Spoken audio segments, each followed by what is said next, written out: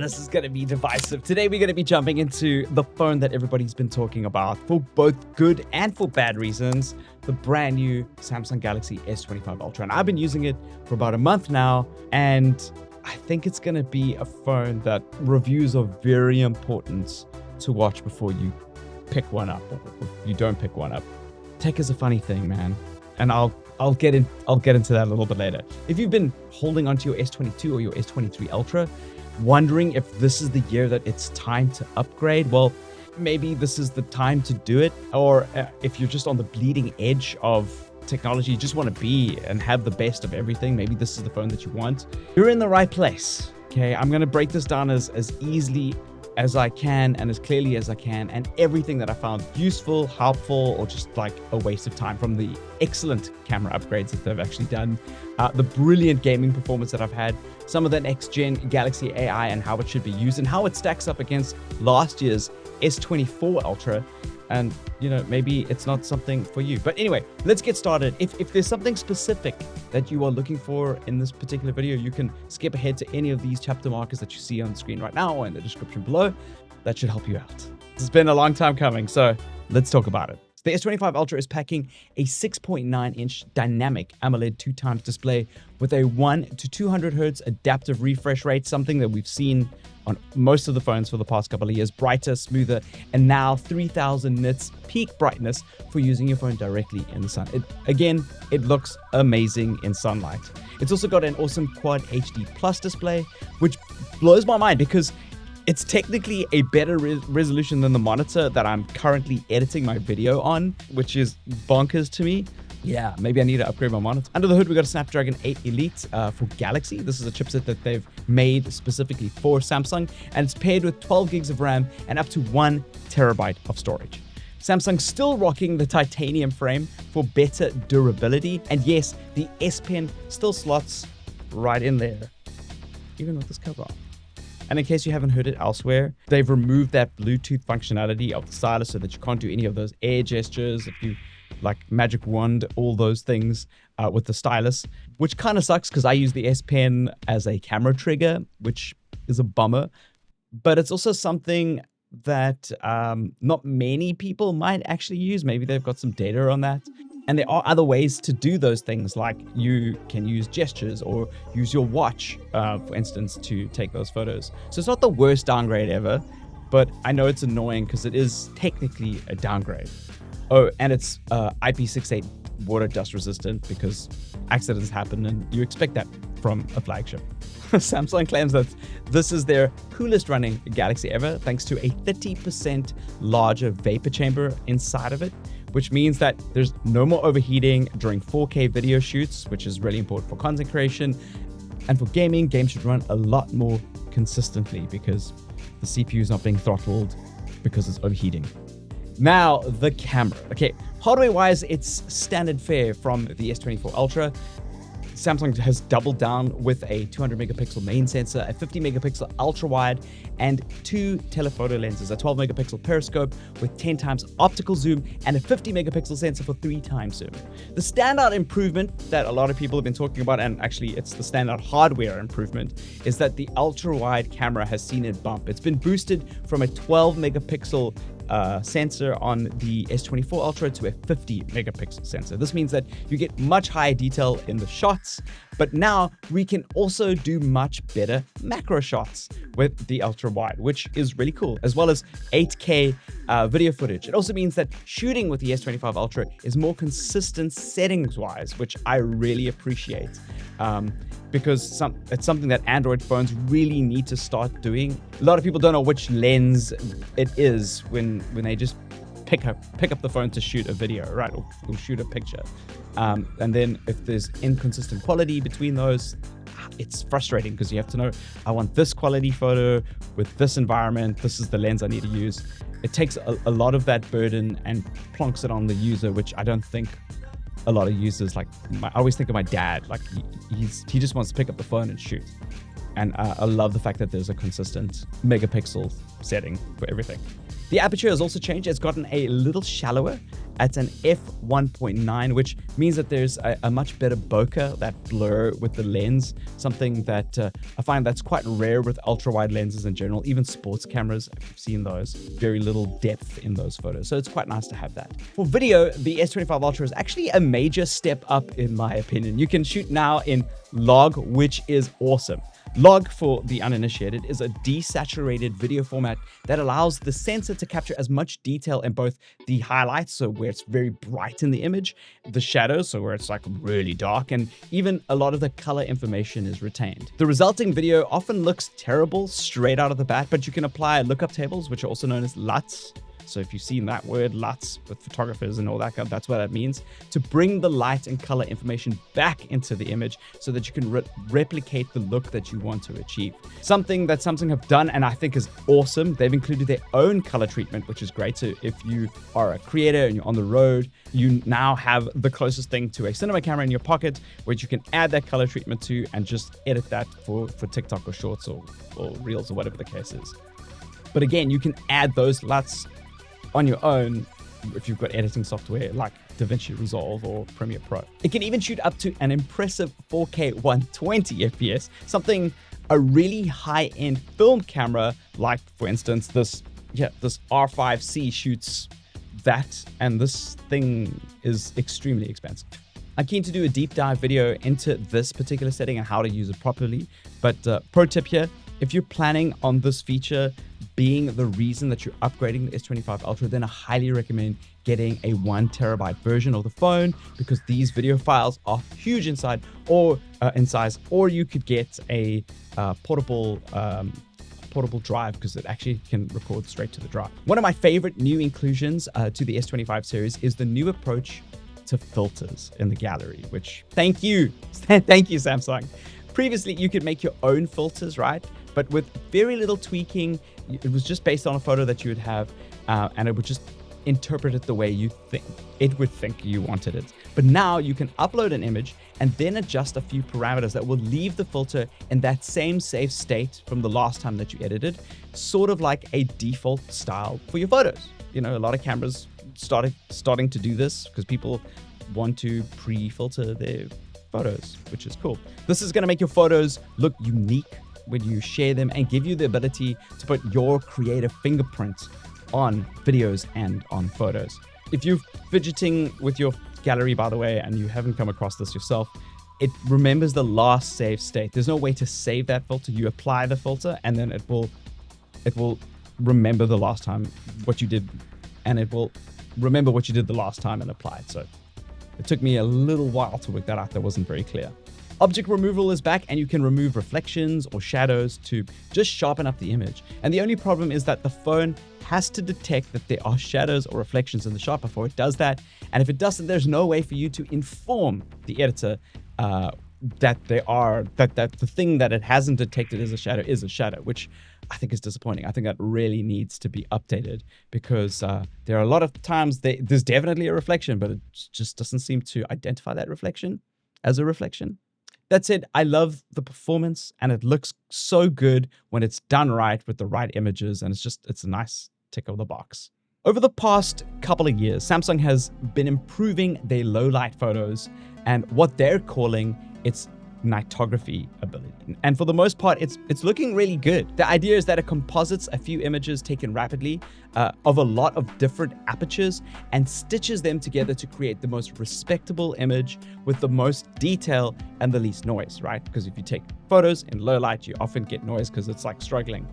You know, think of the dots in your eyes, you know, that kind of thing. Using Samsung's Pro Visual Engine, which they've had in a lot of their phones up until recently, it's their software that is used to interpret this stuff. It's been improved, and they've managed to really make this feature stand out. Now, if this works with both videos and with photos taken, it is a little bit inconsistent, I have to say, but it is nice to actually get a shot. I'd rather get the shot in a low light environment some of the time than all of the time, than not have that feature there. I just hope that they do improve it more and more as time goes by. But yeah, low light's scientifically a problem for cameras. There's also a portrait studio mode that we saw in the Flip and Fold launch from last year. It's also made its way into the S24 Ultra with an update, and it's now here with the S25 Ultra. It takes your portrait photos, aka like any photo that's taken with a person as the main subject, and then it can generate an AI artistically treated image in a variety of styles. I guess it's cool, but the only practical use case for me is having fun with it, I guess, or just using a sketch of the person in a funeral sheet, because that's what the art style looks like. Maybe you can use it for that. I don't know. Maybe if you're a small creator or you're doing flyers for a church or something, that is a cool way to use it. Overall, the camera system has actually seen some major improvements, especially for some serious content creators. You know, it's one of those things which is hard to explain to a lot of people who just casually snap photos with the S24 Ultra. If that's you, maybe an upgrade isn't for you. But if you are somebody that is a professional user of their phones and capturing images with your device or video with your device is important to you, then this is the way to go. I've always argued that the Ultra exists for professional users, and this is a great reason why I think so. The differences that they've added, the log additions, the filters, the unified pixels across the lenses, the Snapdragon 8 Elite for Galaxy's improvements to the Pro Visual Engine software that they've got, are at the tip of the spear when it comes to professional mobile camera production. Like, they really are.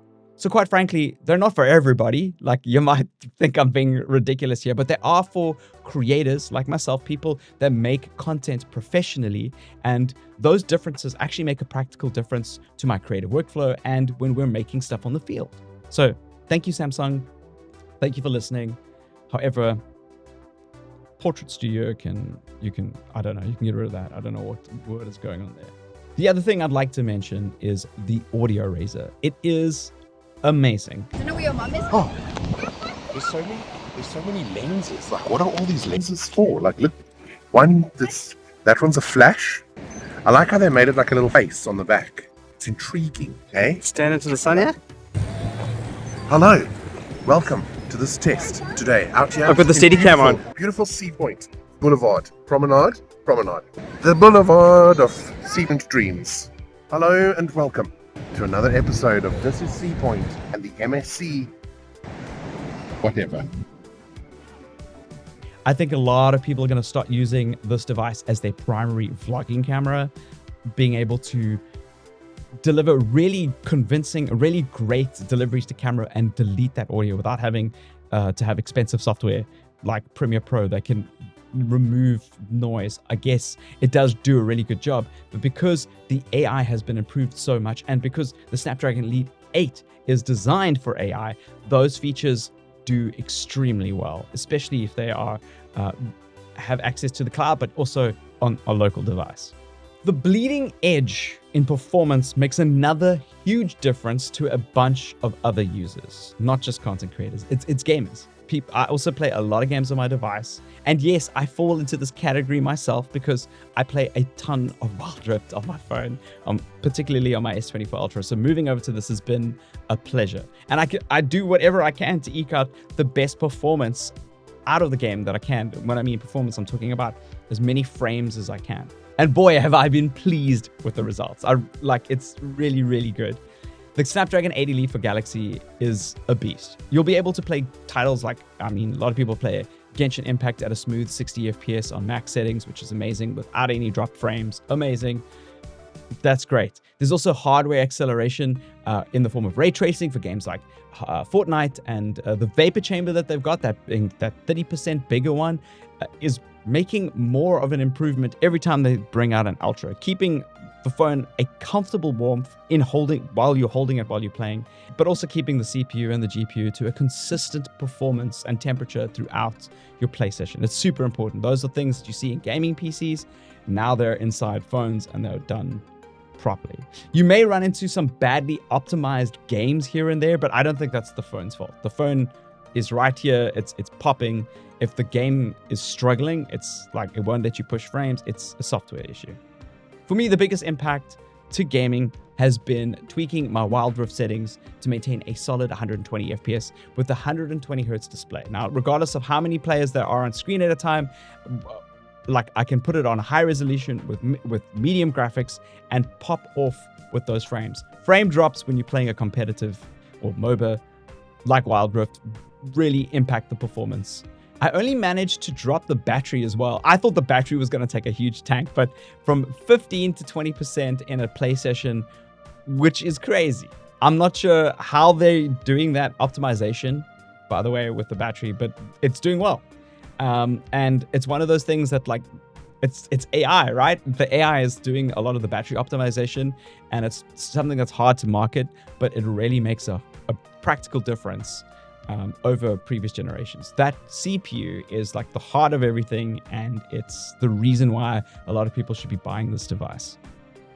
On a software level with One UI 7, there's also a new and improved game booster menu that allows you to toggle touch protection, block the edge panel, toggle the touch booster, and even customize performance profiles depending on which games that you're playing. So if you want games that want lots of frames because they're competitive games, or if you want games that want to look prettier but you drop your frames, you can do that. You can set it so that it locks those games to those kinds of settings. You can also add pop-up apps like Discord or YouTube so that you can operate those apps at the same time. So you can watch a YouTube video while you play a game, or listen to a podcast, or, you know, just chat to your mates while you play. I guess you can listen to a podcast on Spotify. It's going to run in the background. But you're having the ability to, you know, change a YouTube video while it's hanging over your screen, or, you know, get into Discord and leave a lobby. Awesome. Because I mentioned battery performance, with a 5,000 milliamp hour battery, the S25 Ultra easily lasts a day, even a day and a half with regular use. When you're low, it's got 45 watt wired fast charging, which gets you about 65% in about 30 minutes. Wireless charging hasn't been upgraded. It's still got 15 watt, but hey, at least the battery degradation's apparently improved. And that's all, again, thanks to AI charging cycles. So again, one of those things that's hard to communicate and hard to sell. It does have Qi 2 inside of it. There is no magnet, unfortunately. This is the clear case with the magnet ring, but it does have Qi 2, which is cool. So there has been some upgrades. I really just wish they had the magnet inside. One of the reasons they probably, you know, they probably don't have a magnet inside is because of the S Pen. It's probably affecting the S Pen. I've got a feeling they are going to bring back the S Pen's functionality with the S26 and have solved this problem so that they can put the magnet inside. That's my theory. I don't know. Don't take my word for it. So S24 Ultra versus S25 Ultra. Should S24 Ultra owners upgrade? If you're craving better low light photos and log video, better gaming if you want to see a boost, like a significant boost in your gaming performance, or if you really enjoy these Galaxy AI tricks, maybe this is something that you should be looking at getting. A lot of the AI features will be coming over to the S24 Ultra as well at some point. And even when they do, it's going to rely a lot on the cloud. The processor here is doing a lot of that heavy lifting. It's going to be a much smoother performance. The S25 Ultra's display is brighter, the chipset's faster, and the battery life has improved. It's one of those things I don't think a lot of people are talking about, but I really feel there's a much better battery life. And if you're happy with your S24 Ultra, you're not missing out on an entire new revolution. And if for those rocking an S22, S22 Ultra or older, this upgrade is going to feel like a massive upgrade. So then, definitely. One UI 7 is a big part of the S25 Ultra, and there are a couple of things that they've done. Obviously, it has a brand new spanking look and feel that's going to make its way over to your S24 Ultra and older devices, and I really, really like it. AI is integrated deep within this device, so stuff like morning brief, or your daily brief. It's like an app that's also available on the lock screen. Is actually very cool, and it allows you to control apps from your lock screen like music or voice recording or translation without having you to unlock your phone, which is very convenient. So if you want to quickly switch off the TV because, you know, it's bedtime for the kids and you can't find the TV remote, boom, you can do that if you've got a smart TV. You know, stuff like that, which just makes life a little bit more convenient. Because One UI 7 is going to come to older devices, I don't think it's going to be a push to get a new device because you're going to get it, but it is very cool to see it in action, and potentially I should do another video on just One UI 7. Let me know if I should. We got some more S25 Ultra magic coming in the next couple of weeks, as well as checking out the official Galaxy cases. I've got a couple of those out already, so stay subscribed for that and go check those out. In the meantime, let me know if you're going to be upgrading, if you think this is a waste of time, or if you actually are convinced. I know a lot of my mates have been convinced and pushed over. I'd really love to hear your thoughts. Anyway, I'll see you guys in the next one. Cheers.